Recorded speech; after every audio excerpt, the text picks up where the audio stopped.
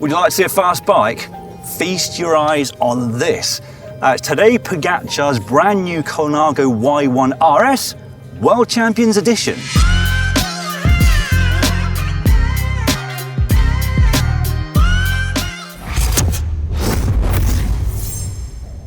Colnago's slogan for this bike is built to defy wind.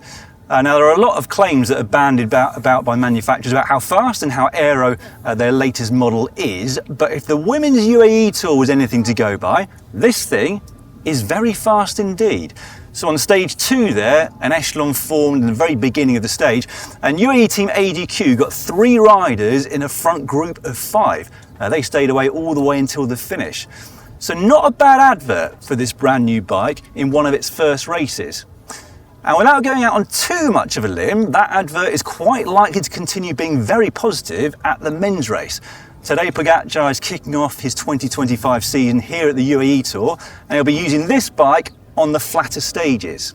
Right, let's dive into the details of this new Frameset then. So Colnago claim they've reduced the frontal area by 19% over the V4RS that Pogačar has used so successfully for the past few seasons. That in large part is down to those CC-Y1 handlebars at the front. They're a sort of wing design that's apparently designed to reduce wind separation. They're certainly eye-catching either way. You'll also be pleased to see that Pogačar has still found space to place his mini Incredible Hulk sticker there at the front.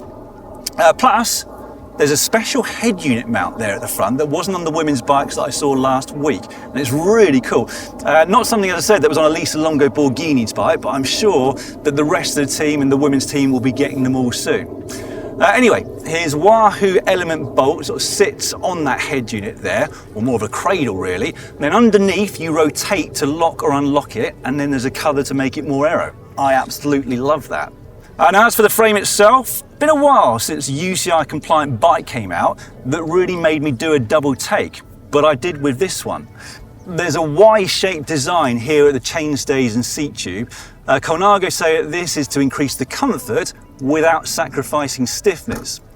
And yes, you've probably guessed, this bike is stiffer, 3.5% stiffer to be precise. So how does this all translate into the real world? Well, I don't really know, because Colnago have quoted savings at 50 kilometers per hour, which is the pros world as opposed to the speeds that most of us would be riding at. But at that speed of 50 kilometers per hour, there is a claimed 20-watt saving over the V1RS, which is massive. Colnago have also designed the bike with 2 screw holes underneath the right fork leg, to which they can attach a black extension. We saw it at the women's race. That is to mount the race transponder and make the whole thing look a lot neater and more aero than just zip tying it to the chainstay. Weirdly though, the team here on the men's race have got them on the chainstays. Now, they've also made a very special seat clamp here, which is also race specific because it doubles up as place to mount your number for each race. They really seem to have thought of everything, Colnago, when it comes to this new bike. Incidentally, Pogačar is riding the size medium model, whilst the handlebars are 377mm width at the top, 400 at the bottom with a 125 stem.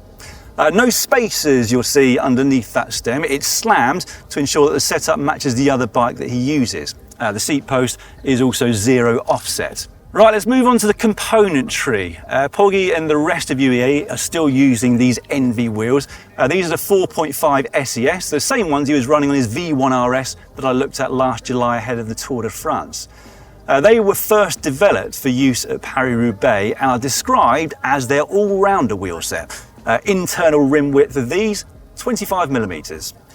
On those wheels, he has got Continental Grand Prix 5000 tyres in a size 30C, so no change there versus last year either. And he's got mostly the same finishing touches as last year, except for a couple of things. So the team is now officially sponsored by Shimano, so on this bike at least, gone are the carbon tyre rings. Instead, they're standard Shimano Dura Ace. Cranks are still 165mm though, and he's really started a trend with that, hasn't he? Lots of other riders are going shorter now, pros and amateurs alike, and it sounds like crank manufacturers have been caught a bit off guard by that. There's so much demand that they are now in short supply, if you'll pardon the pun. The cassette here at the rear is an 11 up through to 34 tooth. Carbon tie, again, they supplied the mech hanger last year, but this year it's a standard affair. He likes to save as much weight as possible though, I do know that.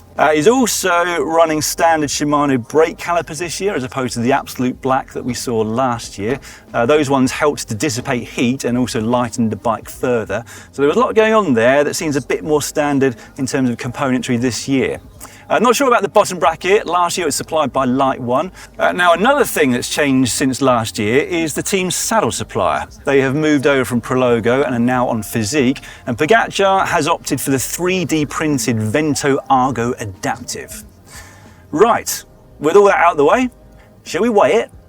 Well, I reckon that's coming at 8.59 kilograms. I would weigh it more times, but they're starting the race fairly soon, so they want the bike back rather understandably. A couple of bits that I've noticed I've missed since I've been weighing it there. Firstly, he's also using the Shimano Dura Ace pedals.